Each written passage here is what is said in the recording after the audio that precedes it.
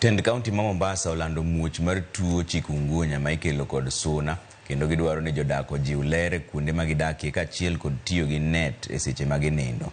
Georgia Oko nigi ler mar wachni. Apisa za migao mar thieth e kaunti ma Mombasa oyango muoch mar tuo chikungunya ma ikelo kod suna.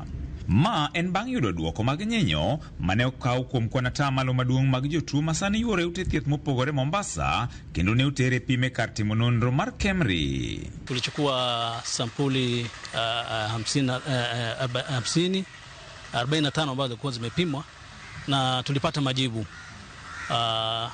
Majibu yamekuja kwamba 25 katika zile 45 ni chikungunya. Ilipata majibu kwamba ni chikungunya. Na tukapata moja katika hizo, pia moja ilikuwa ni dengue fever. So it's just this time ndio tumeona si kama kawaida ya kuwa tunaona dengue ndio inasurpass magonjwa haya mengine. Wakati huu tumeona ni chikungunya ndio sasa imekuwa na higher upsurge than the dengue fever, but otherwise the prevention measures are actually the same for all the diseases and they've been going on.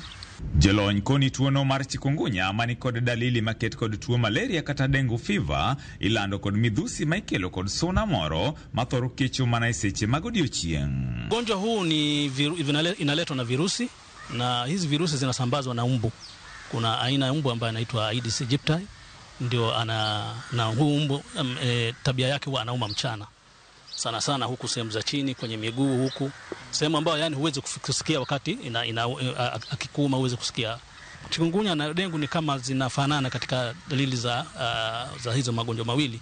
Kwanza kuna homa, kuna kichwa kuuma, kuna viungo kuuma, mtu saa nyingine anaweza kusikia kichefuchefu na kutapika.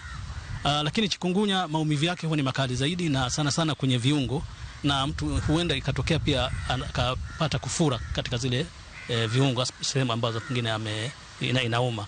Baadhi ya activities ambazo tunapanga ili kudhibiti magonjwa haya ni kama hivyo fumigation, huwa tunafanya spraying katika hizi vidimbwi vya maji, na pia huwa tunafanya health education katika community zetu. Mageti moresi jagima kwan suna ikoni odwa medore ahinya kaluwore gi koth machwi kakwayo bende ochiwne jopiny mondo miyo ji weche mag ler e alwora magidakie. Saa hizi wakati wa mvua kuna uzalishaji mkubwa wa mbu. Mbu wanazaana kwa wingi sana katika mazingira ambazo tunakaa, kwenye majumba, sehemu ambazo tunafanya kazi na kadhalika. Kwa hivyo vile ambavyo nimekuambia kweli ni virusi zinasambazwa na mbu. Pia dengue pia ni hali kama hiyo pia inasambazwa na virusi pia vile na mbu huyu. Wangu ni kuambia jamii yetu tujikinge na mbu, kwa sababu mbu habebi ugonjwa mmoja peke yake ambao tunaoongelea sahi.